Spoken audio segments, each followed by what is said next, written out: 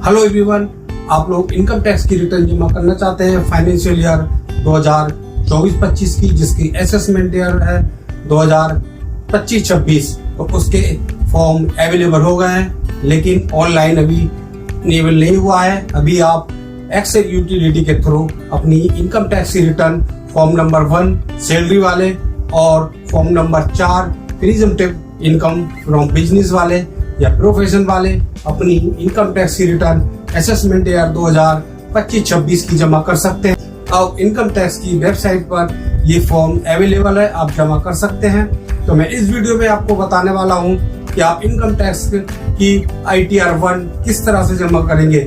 आपको सबसे पहले देखना है फॉर्म नंबर 26AS देखना है और साथ में आपको एनुअल इंफॉर्मेशन स्टेटमेंट देखना है। तो उसी के अकॉर्डिंग आप अपनी इनकम टैक्स की रिटर्न जमा करिएगा, अदरवाइज आपकी इनकम टैक्स की रिटर्न गलत हो जाएगी। तो आइए मैं आपको दिखाता हूँ आप इनकम टैक्स की रिटर्न कैसे जमा करेंगे। पहले मैं आपको दिखाता हूँ फॉर्म नंबर 26AS को कैसे देखेंगे, फिर एनुअल इंफॉर्मेशन स्टेटमेंट कैसे देखेंगे, फिर इनकम टैक्स की रिटर्न जमा करेंगे। तो मैं फरजंद अली और आप देख रहे हैं मेरा channel tax cell by Farzand Ali. Income tax GST से रिलेटेड वीडियो देखने के लिए आप हमारे channel tax cell by Farzand Ali को जरूर सब्सक्राइब कीजिएगा। चलिए अब मैं आपको दिखाता हूँ कैसे रिटर्न जमा करेंगे फॉर्म नंबर 1। अब हम आ गए स्क्रीन पर और स्क्रीन पर गूगल पर सर्च करेंगे ई फाइलिंग इनकम टैक्स। अब ये ई filing home page income tax department government of India लिखा हुआ है, यहाँ पर हम क्लिक कर देंगे तो देखिए ये इनकम टैक्स की वेबसाइट खुल गई है। अब हम यहाँ पर सबसे पहले क्या करेंगे, यहाँ पर डाउनलोड लिखा हुआ है, यहाँ पर हम क्लिक करेंगे। ये देखिए यहाँ पर डाउनलोड में असेसमेंट ईयर लिखा हुआ है, यहाँ 25-26, तो हम फॉर्म नंबर 1 लिखा हुआ है, यहाँ पर यूटिलिटी एक्सेल बेस्ड लिखा हुआ है, यहाँ पर क्लिक करेंगे और इसको फॉर्म को हम डाउनलोड कर लेंगे। ये हमने सेव कर लिया। ये देखिए ये हमारा जिप फाइल में डाउनलोड हुआ है। अब हम इसको पहले अनजिप करेंगे। तो इसको अनजिप करने के लिए यहाँ पर फाइल पर कर्सर रखेंगे और माउस में राइट क्लिक करेंगे। ये नीचे एक्सट्रैक्ट लिखा हुआ है, यहाँ पे क्लिक करेंगे तो ये हमारा एक्सट्रैक्ट हो जाएगा, जिप से अनजिप हो जाएगा। देखिए ये हमारा अनजिप हो गया ITR 4 असेसमेंट ईयर 25-26 के नाम से। अभी हम इसको ऐसे ही छोड़ते हैं और आगे बढ़ते हैं। ये हमारा फॉर्म डाउनलोड हो गया। ये हमें फॉर्म लॉगिन करने से पहले डाउनलोड का ऑप्शन आता है और लॉगिन करेंगे तो फिर ये डाउनलोड का ऑप्शन नहीं आता है। अभी हमारा फॉर्म डाउनलोड हो गया है। अब हमें लॉगिन करना है तो हम यहाँ पर लॉगिन लिखा हुआ है, यहाँ पर क्लिक करेंगे और यूजर ID में हम पेन नंबर देंगे जिसकी भी रिटर्न जमा होनी है। ये मैंने पेन नंबर दे दिया। कंटिन्यू पे क्लिक करेंगे और यहाँ पर बॉक्स दिया हुआ है, इसको एक्सेप्ट करेंगे और यहाँ पर पासवर्ड देंगे और ये कंटिन्यू पे क्लिक कर देंगे। अब यहाँ पर ये देखना है कि आपके पास फॉर्म नंबर 16 होना चाहिए और अगर आपके पास फॉर्म नंबर 16 नहीं है कंपनी का तो भी आप रिटर्न जमा कर सकते हैं अपनी डिटेल देने के बाद। मैं यहाँ पर रिटर्न जमा कर रहा हूँ, फॉर्म 16 नहीं है और अगर फॉर्म 16 होगा तो फिर फॉर्म 16 के हिसाब से ही यहाँ पर डिटेल देनी होती है। अब हम क्या करेंगे, सबसे पहले जैसे मैंने आपको बताया कि फॉर्म नंबर 26AS को डाउनलोड करेंगे। उसके लिए हमें क्या करना है, उसके लिए यहाँ पर ई फाइल लिखा हुआ है, यहाँ पर कर्सर रखेंगे, हल्का सा क्लिक करेंगे, फिर इनकम टैक्स रिटर्न लिखा हुआ है, यहाँ कर्सर रखेंगे, फिर इधर साइड से आएंगे। यहाँ पर आप देख सकते हैं व्यू फॉर्म 26AS, यहाँ पर क्लिक कर देंगे और इसको कंफर्म कर देंगे और फिर यहाँ पर आई एग्री को सिलेक्ट करेंगे, प्रोसीड पे क्लिक करेंगे और फिर यहाँ पर देखिएगा view tax credit form 26AS, यहाँ पर क्लिक करेंगे और फिर यहाँ पर असेसमेंट ईयर सिलेक्ट करेंगे। असेसमेंट ईयर है हमारा 25-26, ये मैंने सेलेक्ट कर लिया 25-26 और व्यू एज XML और व्यू और ऑब्लिक डाउनलोड पे क्लिक करेंगे और फिर उसके बाद एक्सपोर्ट एज PDF पे क्लिक करेंगे। ये हमारा डाउनलोड हो जाएगा। ये देखिए हमारा 26AS डाउनलोड हो गया। अब हमें ASI को यानी एनुअल इंफॉर्मेशन स्टेटमेंट को देखना है तो यहाँ पर हम ASI लिखा हुआ है, यहाँ क्लिक करेंगे, प्रोसीड पे क्लिक करेंगे और फिर देखिए इंस्ट्रक्शन के बराबर में AIS लिखा हुआ है, यहाँ पर क्लिक करेंगे।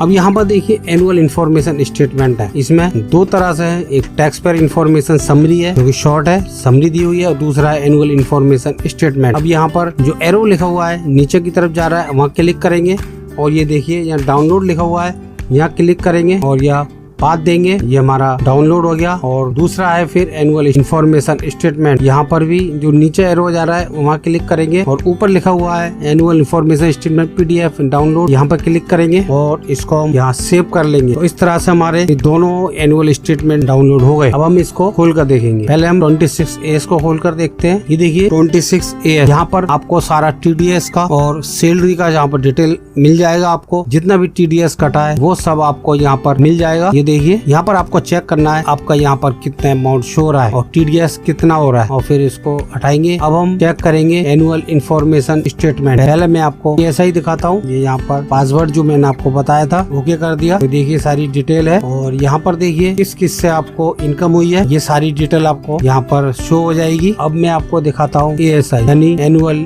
Information statement. यहाँ पर पासवर्ड देंगे जो मैंने आपको बताया, पेन नंबर और डेट ऑफ बर्थ। ये देखिए सारी डिटेल आ गई है कि कितना कितना किस बैंक ने इंटरेस्ट दिया है और कितना कितना TDS कटा है। तो ये दोनों आपके डाउनलोड हो गए, आपने देख लिए। जो इसमें ट्रांजैक्शन शो हो रही है या जो इनकम शो हो रही है वो आपको अपने इनकम टैक्स की रिटर्न में जरूर दिखाना है। ASI और 26AS के बाद फिर हम डाउनलोड करेंगे प्रीफिल डेटा, क्योंकि हम जब एक्सेल यूटिलिटी का इस्तेमाल करते हैं तो फिर हमें चाहिए होता है कि हम प्रीफिल डेटा की फाइल को JSON में होती है उसको डाउनलोड करें।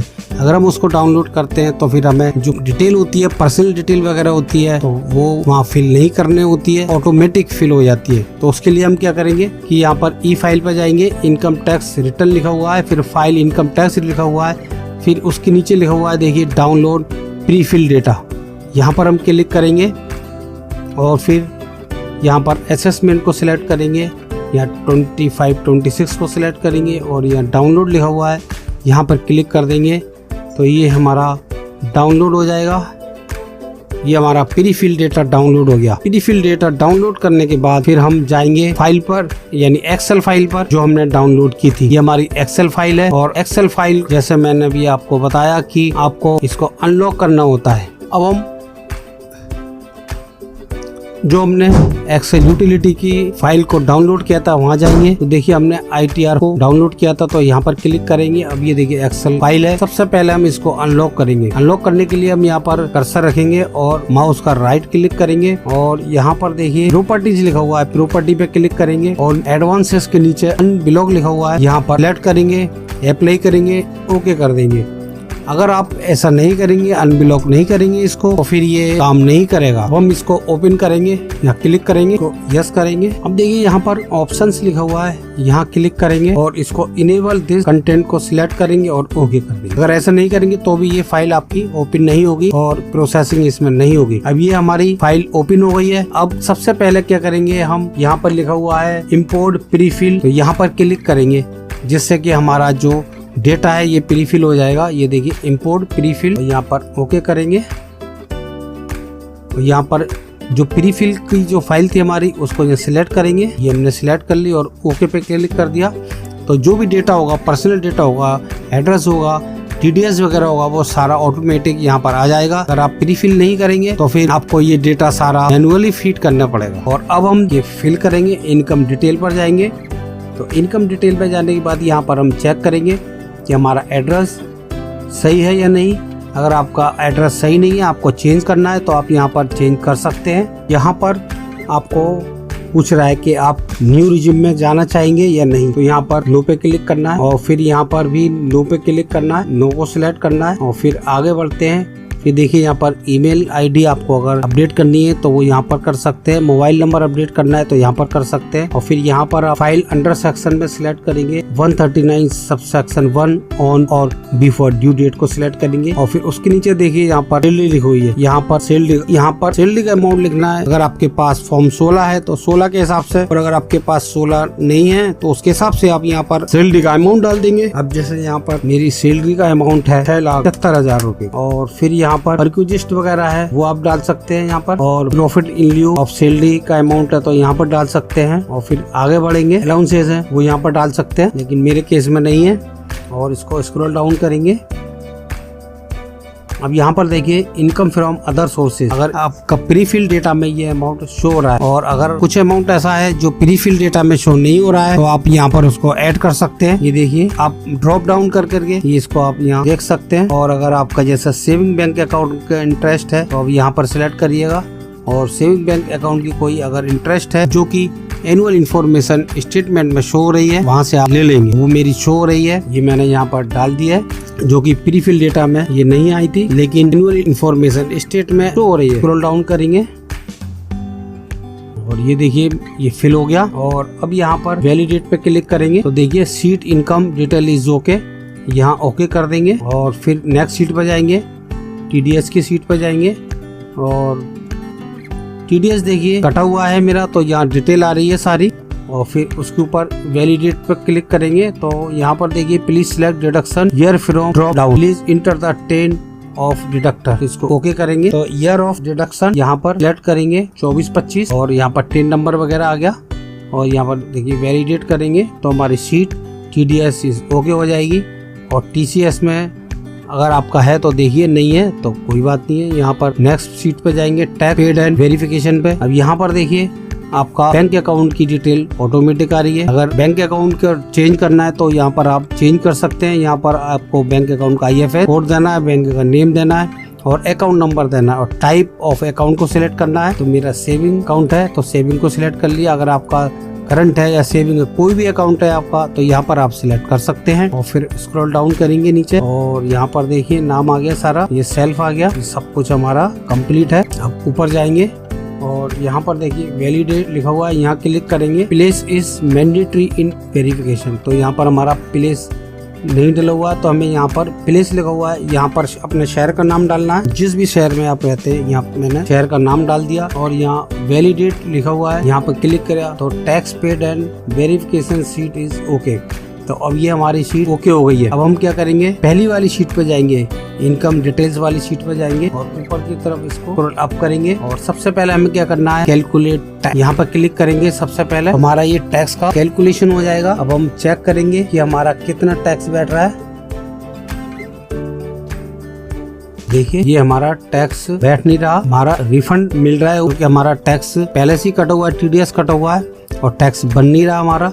तो ये देखिए हमारा रिफंड बन रहा है, उसका मतलब ये है कि हमारा सही है। अब हम क्या करेंगे कि इस सीट पे जाएंगे, पहली वाली सीट पे जाएंगे और इनकम डिटेल्स लिखी हुई है इसी सीट पर, यहाँ पर लिखा हुआ है साइड से जनरेट JSON। हम यहाँ पर जनरेट JSON पे क्लिक करेंगे। अब यहाँ पर देखिए यहाँ पर जैसे ही जनरेट JSON फाइल पर क्लिक किया तो यहाँ पर कह रहा है please verify that the TDS statement is submitted for complete financial year. तो यहाँ पर आपका जो TDS कटा है वो सही है या नहीं है, तो उसको हम ओके कर देंगे। और फिर के बाद लिखा हुआ आ रहा है to compute tax and interest using utility you must click on calculate tax, यानी जैसे मैंने अभी आपको बताया था आपको पहले कैलकुलेट टैक्स पर क्लिक करना जरूरी है, तो वो मैंने ऑलरेडी कर दिया है, तो इसको भी हम ओके कर देंगे। तो to save JSON click on the save JSON button on the sheet, हम इसको ओके कर देंगे। अब ये देखिए सेव JSON लिखा हुआ है, यहाँ पे क्लिक कर देंगे तो ये हमारी देखिए लिखा हुआ आ गया JSON is saved in the past, जहाँ पर आपने फॉर्म को डाउनलोड किया था उसी फोल्डर में ये सेव हो गई है। तो ये अब ये देखिए हमारी ITR के नाम से JSON फाइल जनरेट हो गई है। अब हम इसको अपलोड करेंगे, उसके लिए हमें लॉगिन पे जाना है, दोबारा से यहाँ लॉगिन करेंगे, पासवर्ड दे दिया और कंटिन्यू पे क्लिक कर दिया। देखिए यहाँ पर जैसी वेबसाइट को लॉगिन करेंगे वैसे यहाँ पर सामने शो कर रहा है, लेकिन अगर यहाँ पर आपका शो ना करे तो आपको ई फाइल पे कर्सर रखना है और इनकम टैक्स रिटर्न और फाइल इनकम टैक्स रिटर्न पे क्लिक कर देंगे तो फिर आपको इनकम टैक्स रिटर्न आ जाएगा। फिर यहाँ पर आपको सिलेक्ट करना है असेसमेंट ईयर, तो असेसमेंट ईयर वो सबसे ऊपर शो कर रहा है 25-26। और फिर यहाँ पर देखिए सिलेक्ट फाइलिंग टाइप, यहाँ पर कौन सी टाइप, तो ओरिजिनल रिटर्न जमा कर रहा है तो ओरिजिनल।